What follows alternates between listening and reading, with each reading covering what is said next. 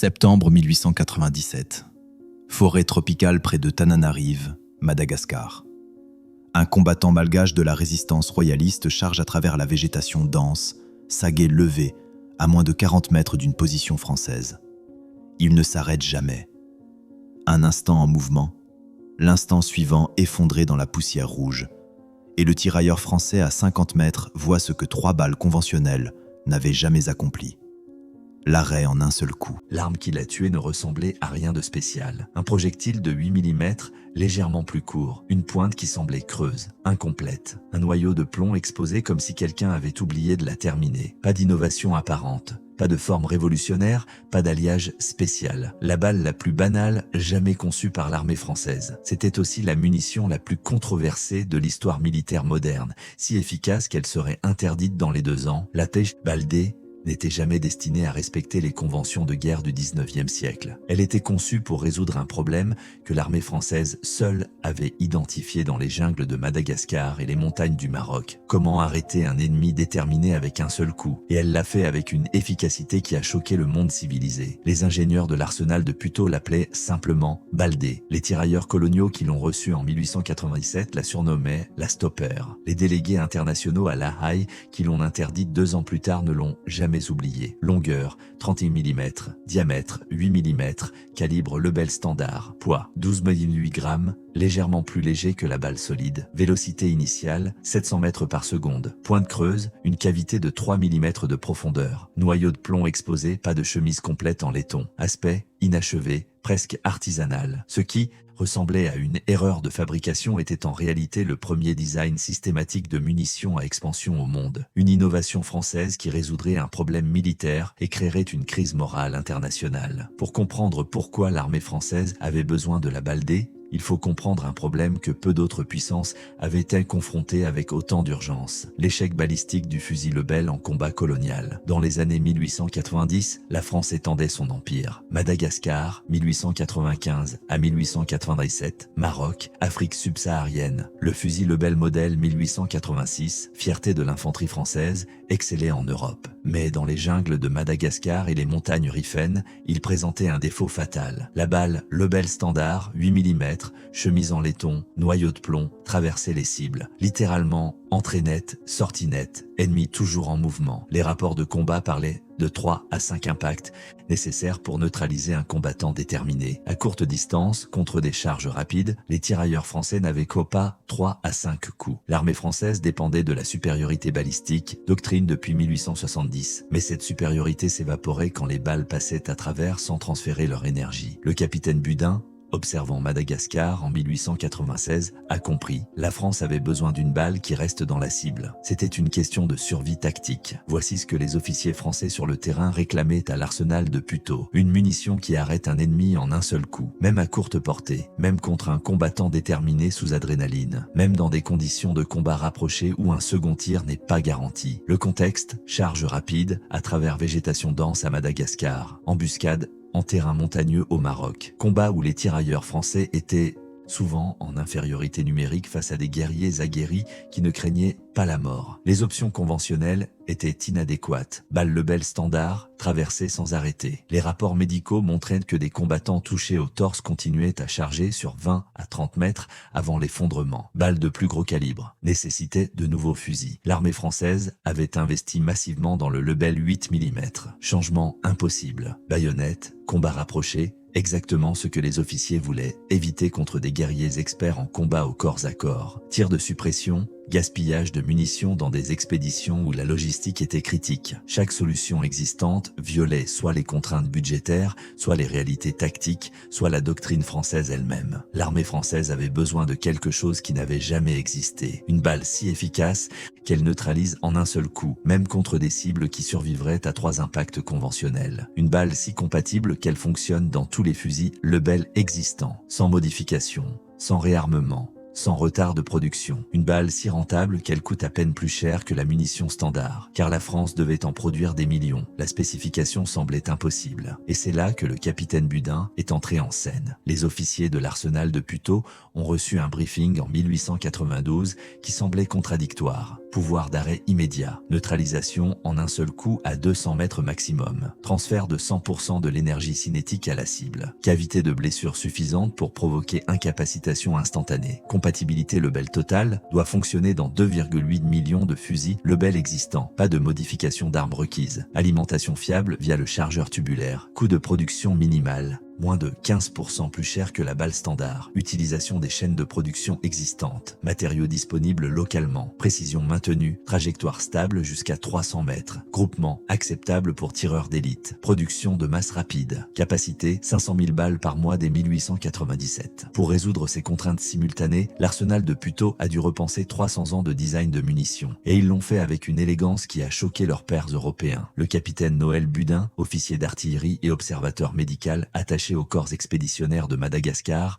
1895 à 1896, n'était pas un ingénieur en munitions de formation. Il était chirurgien militaire. C'est précisément cette perspective médicale qui a rendu son innovation possible. De retour à Paris en 1896, Budin a présenté ses observations balistiques aux ingénieurs de l'arsenal de Puteaux, le centre de recherche militaire français situé dans l'ouest parisien. L'équipe comprenait ingénieurs en munitions formés à l'école polytechnique, métallurgistes spécialisés dans les alliages de laiton et plomb, balisticiens du polygone de Bourges, les installations d'essai de l'armée. Ensemble, ils ont abordé le problème non pas comme des armuriers, mais comme des physiciens appliqués. Comment maximiser le transfert d'énergie cinétique dans un système contraint par un calibre fixe de 8 mm. Leur approche incarnait la doctrine française. L'élégance par la simplification. Pas de matériaux exotiques. Pas de mécanisme complexe, juste une modification géométrique si évidente, une fois découverte, qu'elle semblait inévitable. Le défi fondamental était physique. Une balle qui pénètre une cible sans s'arrêter conserve son énergie cinétique. Cette énergie traverse et se dissipe inutilement. Pour maximiser le trauma, il fallait que la balle reste dans la cible et transfère toute son énergie. Mais comment, sans compromettre la pénétration initiale ou la précision en vol? L'équipe de Puteaux a décomposé le problème en 3 obstacles interconnectés. Une balle qui s'écrase à l'impact, comme les balles de plomb pur, offre un excellent transfert d'énergie, mais ne pénètre pas assez. Elle s'arrête dans la peau ou les vêtements. Une balle qui pénètre efficacement, comme le Lebel standard, ne s'écrase jamais. Elle traverse et gaspille son énergie. Les ingénieurs avaient besoin des 2 comportements. Pénétration solide, puis expansion dramatique. La solution de Budin était d'une simplicité radicale. Une cavité creuse dans la pointe de la balle. Voici ce qui se passait en millisecondes. Phase 1, 0 à 5 mm de pénétration. La balle entre intacte. La chemise en laiton assure une pénétration nette à travers peau, vêtements, muscles superficiels. Phase 2, 5 à 50 mm. La résistance des tissus force le noyau de plomb exposé dans la cavité creuse à se déformer. La balle commence à s'ouvrir comme une fleur métallique. Phase 3, 50 à 150 mm. La balle maintenant élargie à 15 à 18 mm de diamètre contre 8 mm initial crée une cavité de blessure massive. Toute l'énergie cinétique se transfère au tissu environnant. La balle s'arrête à l'intérieur du corps. Test au polygone de Bourges, 1896. Balle Lebel standard, cavité de 8 mm. Traverse, rétention d'énergie 15%. Balle D, cavité de 20 mm moyenne, arrêt total, rétention d'énergie 100%. C'était comme comparer une aiguille à un coup de poing interne. Le deuxième obstacle était tout aussi redoutable. Une cavité dans la pointe de la balle crée un problème aérodynamique catastrophique. L'air entre dans la cavité créant une turbulence asymétrique. La balle dévie, culbute, perd toute précision au-delà de 50 mètres. Les premiers prototypes de Budin, 1893 à 1894, montraient des groupements pathétique, 80 cm à 100 mètres. Inutilisable. L'équipe a découvert que la profondeur et le diamètre de la cavité suivaient une loi mathématique précise. Formule critique. Cavité trop profonde, plus de 4 mm, instabilité totale. Cavité trop peu profonde, moins de 2 mm, expansion insuffisante. Zone optimale. 3 mm de profondeur, 2,5 mm de diamètre. Mais ce n'était pas suffisant. Ils ont ajouté une innovation secondaire, une forme conique ainsi de la cavité elle-même. Au lieu d'un trou cylindrique, la cavité avait des parois en pente douce. Cela créait un flux d'air laminaire comme l'intérieur d'un sifflet de train qui stabilisait le projectile. La balle volait aussi stable qu'une balle standard jusqu'à 200 mètres. La portée de combat combat typique dans les expéditions coloniales. Au-delà de 300 mètres, la précision diminuait, mais l'armée française s'en fichait. À 300 mètres et plus, les balles standards fonctionnaient très bien. La balle D était optimisée pour le combat rapproché colonial, exactement là où les fusils Lebel échouaient. Le troisième et plus grand défi était la production. Créer une cavité précise dans une balle de 8 mm semble simple, mais en produire 500 000 par mois sur les chaînes de production de 1897. Le processus de fabrication conventionnelle coulait le plomb dans une matrice, puis ajoutait la chemise en laiton. Ajouter une étape de perçage pour créer la cavité augmentait le coût de 60% et ralentissait la production de moitié. Les ingénieurs de Puteaux ont inversé le processus. Nouveau workflow. Créer une matrice avec un pin central qui formait automatiquement la cavité pendant le coulage. Retirer le pain avant solidification complète, pendant que le plomb était encore malléable. Appliquer la chemise en laiton partiel, laissant le noyau de plomb exposé à la pointe. Résultat, une seule étape supplémentaire, retrait du pin au lieu de 2, perçage plus modification de chemise, augmentation de coût final, seulement 8%, temps de production, identique à la balle standard après optimisation des chaînes, 1897. Arsenal de Puteaux, 1897 à 1882, capacité mensuelle, 650 000 balles, D, coût unitaire, 0,34 francs contre 0,31 francs pour balle standard. Taux de défaut, moins de 2%, acceptable pour munitions militaires. Ce qui comptait, c'était que l'armée française disposait désormais d'une munition qui arrêtait en un coup, sans modifier ses fusils, sans exploser son budget et sans sacrifier sa portée de combat. En cela, la balle D a dépassé toutes les attentes. Ce qu'elle allait déclencher comme controverse internationale était une autre affaire. La production de la balle D était centralisée à l'arsenal de Puteaux, Paris, 16e arrondissement, le centre névralgique de recherche et développement militaire français depuis 1818. Installation, atelier de métallurgie pour coulage, du plomb, chaîne d'assemblage pour application de chemises en laiton, laboratoire balistique pour contrôle qualité, connexion directe ferroviaire pour expédition au port militaire. Les balles D étaient expédiées vers Tananarive, Madagascar via Marseille, 1897, Casablanca et Oujda, Maroc, 1898 à 1899, Dakar, Sénégal pour les troupes d'Afrique de l'Ouest, Saïgon, Indochine, après 1900, utilisation contestée. Contrairement aux munitions standards, les chiffres de production de la balle D étaient classifiés. Décret ministériel de 1897 interdisait la divulgation publique. Les exportations vers alliés étaient refusées. La France gardait l'avantage. Même après l'interdiction de La Haye, 1899, les archives françaises montrent une production continue marquée comme munitions spéciales pour usage colonial. Les historiens estiment entre 12 et 18 millions de balles D produites, 1887 à 1907, basé sur budget de l'arsenal de Puteaux déclassifié, registre d'expédition aux colonies, inventaire d'après-guerre. À Madagascar,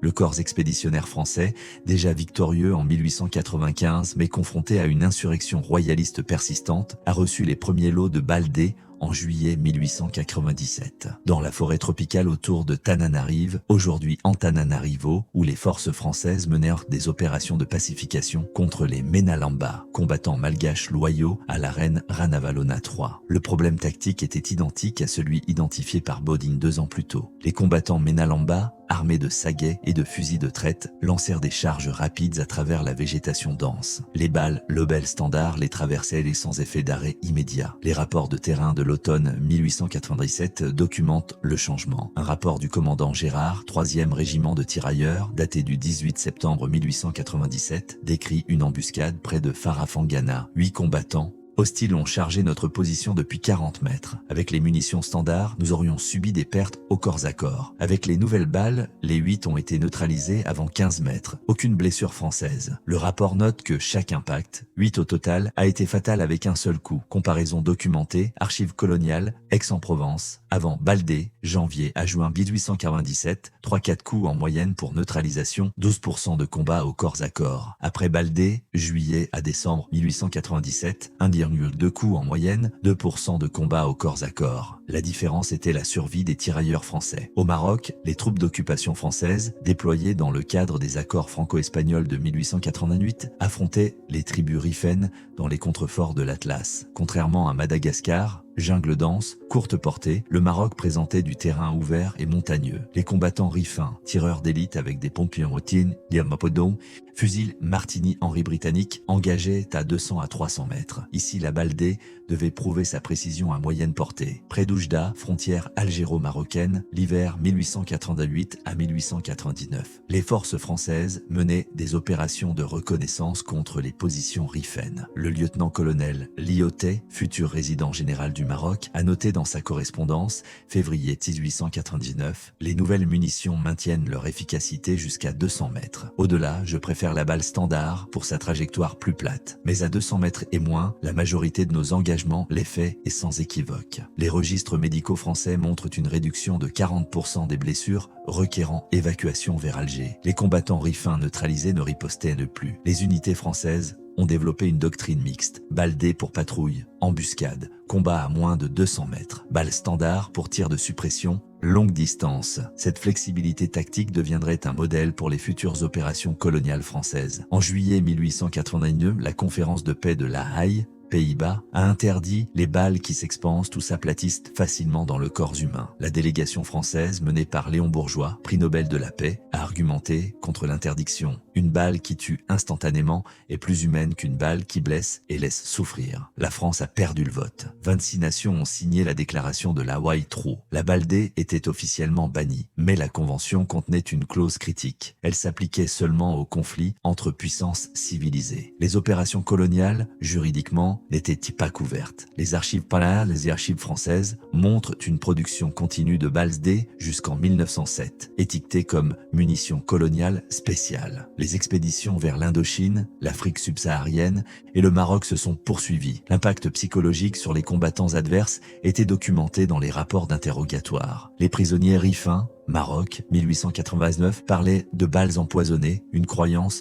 que l'armée française n'a jamais corrigée, considérant la peur comme un multiplicateur de force. Les combattants Menalamba à Madagascar ont commencé à éviter les engagements rapprochés après septembre 1897, restant à distance de fusil, précisément l'effet tactique recherché par l'armée française. Les rapports coloniaux notent réduction de 60% des charges frontales. Madagascar, 1897 à 1888. Augmentation des embuscades longue distance, Maroc, 1898 à 1899. Difficulté accrue de recruter des combattants locaux après témoignage de survivants. Un rapport du gouverneur général de Madagascar, 1888, observe « La réputation de nos nouvelles munitions précède nos colonnes. La résistance s'effondre avant le contact. Après la balle D, les charges rapides à travers terrain ouvert, la tactique qui avait coûté tant de vies françaises, sont devenues tactiquement obsolètes. Le silence d'une seule balle avait changé le calcul de chaque combattant adverse. Si cette exploration de l'innovation balistique française vous intéresse, un abonnement aide réellement la chaîne. Vous ne manquerez pas le prochain, et il y a toujours un prochain. Examinons maintenant comment la balle des Françaises se comparait à ce que les Britanniques, les Allemands et les Américains développèrent simultanément dans les années 1890. Car la France n'était pas seule à chercher une munition plus létale, mais son approche était radicalement différente. Les Britanniques, confrontés aux mêmes problèmes en Inde et au Soudan, ont développé leurs propres munitions à expansion à l'arsenal de Dum Dum, Calcutta, Inde, en 1897, la même année que la balle D française. Design britannique, calibre .303, British, chemise en laiton coupée à l'art, et pointe, exposant le noyau de plomb. Méthode plus simple, aucune cavité, juste une troncature de la chemise. Test balistique, comparatif, 1898, arsenal de Woolwich, expansion, Dum-Dum 12 à 15 mm, balle D 15 à 18 mm, avantage français. Pénétration, Dum-Dum 180 mm, balle D 140 mm, avantage britannique. Précision au-delà de 200 mètres, Dum-Dum supérieur,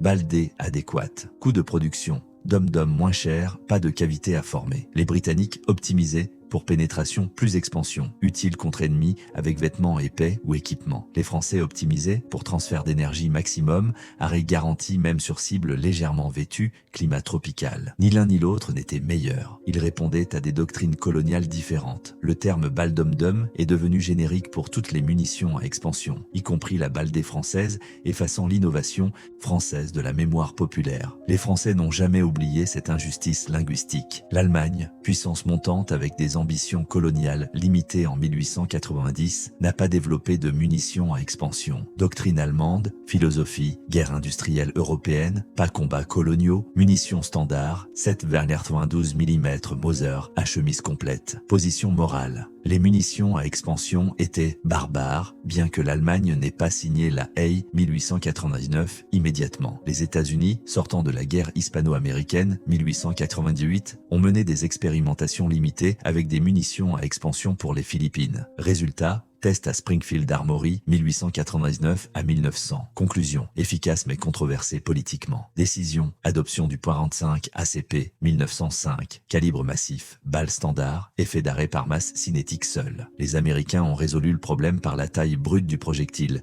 pas par l'ingéniosité française. Dans l'arithmétique sinistre de l'efficacité balistique en combat colonial, 1897 à 1899, la balle D française dominait. Scorecard, coup, balle D inférieur à dom-dom inférieur à .45 ACP américain. Compatibilité, balle D fusils existants, dom-dom fusils existants, bien supérieur à .45 ACP, nouveau pistolet requis. Expansion, balle D supérieur à dom-dom, supérieur à munitions allemandes, standard. Controversie internationale, toutes égales, toutes interdites, 1899. La France avait résolu le problème avec l'élégance caractéristique de l'ingénierie française. Modification minimale, impact maximal. C'est ici que l'historien militaire rencontre la frustration des archives incomplètes. Malgré des recherches approfondies dans les archives nationales, Pierrefitte-sur-Seine, Fonds de la guerre coloniale, le service historique de la défense, Vincennes, série H Colonie, les archives d'outre-mer, Aix-en-Provence, correspondance, militaire Madagascar, Maroc, les mémoires publiées d'officiers coloniaux, Lyautey, Gallieni, Manji, les rapports déclassifiés du ministère de la guerre 1897 à 1907. Les données quantitatives précises restent fragmentaires. Documents confirmés, spécifications techniques, dessin industriel de l'arsenal de Puteaux 1896 à 1897. Ordre de production, décret ministériel autorisant fabrication juillet 1897. Registre d'expédition, manifeste maritime,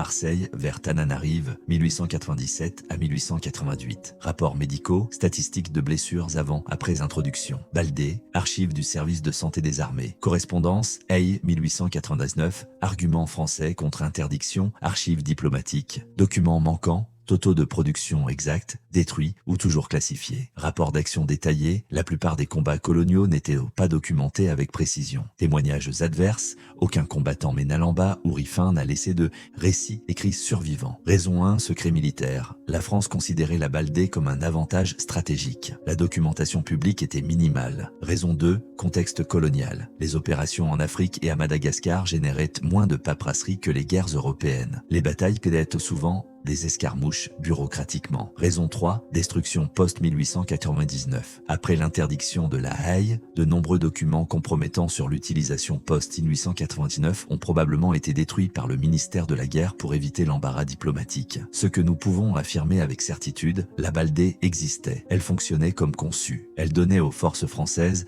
un avantage tactique documenté dans des dizaines de rapports de terrain. Et elle était si efficace qu'elle a provoqué une crise morale internationale conduisant à son interdiction universelle en moins de 2 ans. Les archives peuvent être incomplètes. L'impact historique ne l'est pas. Aujourd'hui, des exemplaires originaux de la balle D sont conservés dans Musée français, Musée de l'armée, Les Invalides, Paris, collection de munitions historiques, section conquête coloniale, Musée des troupes de marine, Fréjus, exposition armement colonial 1880 à 1914, Musée de l'artillerie, Draguignan, archives de l'arsenal de Puteaux, musées internationaux, Imperial War Museum, Londres, collection comparative munitions Dum-Dum, Baldi, National Firearms Museum, Washington, exposition sur munitions prohibées, Musée royal de l'armée, Bruxelles, section convention de la Haye. Les archives suggèrent, mais ne confirme pas que des munitions à expansion française, peut-être des descendants de la balle D, ont été utilisées par les forces spéciales durant la première guerre d'Indochine, 1946 à 1954. Documentation impossible à vérifier complètement, mais plusieurs mémoires d'anciens légionnaires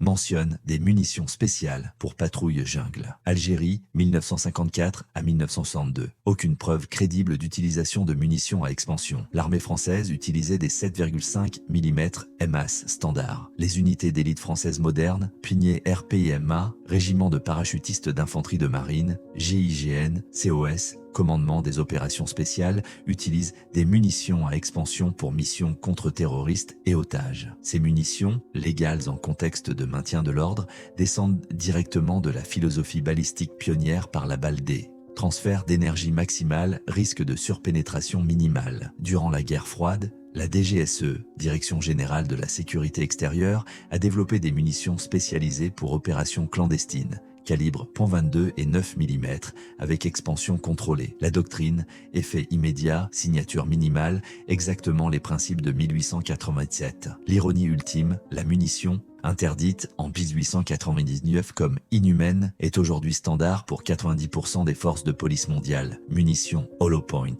recommandée par l'ONU pour maintien de l'ordre, réduit risque pour innocents, obligatoire pour FBI, police française, unité SWAT, sécurité publique. Statistiques modernes, marché global des munitions à expansion 2024, 8 milliards USD par an. Production annuelle, plus de 3 milliards de cartouches. Utilisateurs, 157 pays pour force de l'ordre. Le capitaine Budin, interdit en 1899, a été vindicated by every police force on earth. Les historiens militaires français contemporains, Elion & Compagnie 2019 note « La balle D représente un moment crucial où la France a été en avance sur son temps. L'interdiction de la haie était motivée non par l'inefficacité de la munition mais par son efficacité excessive. Un siècle plus tard, le monde a admis ce que les ingénieurs français savaient en 1897, qu'une balle qui arrête instantanément est plus éthique qu'une balle qui blesse et laisse souffrir. C'est peut-être la réhabilitation morale la plus lente de l'histoire militaire. 1897, dans les ateliers de l'arsenal de Puteaux, à l'ouest de Paris, des ingénieurs français ont créé une balle de 8 mm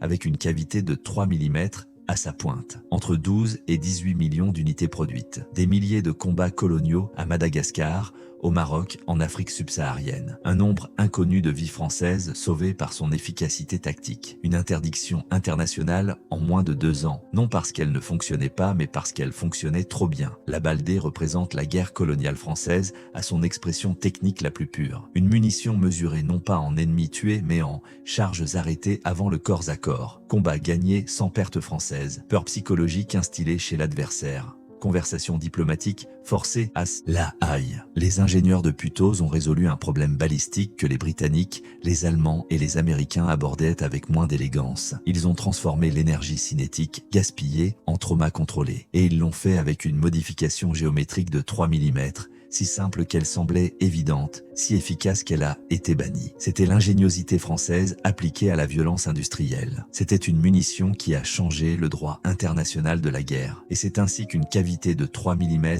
dans une balle de 8 mm est devenue le standard mondial de l'armement de police, 125 ans après que la France ait été forcée de l'abandonner.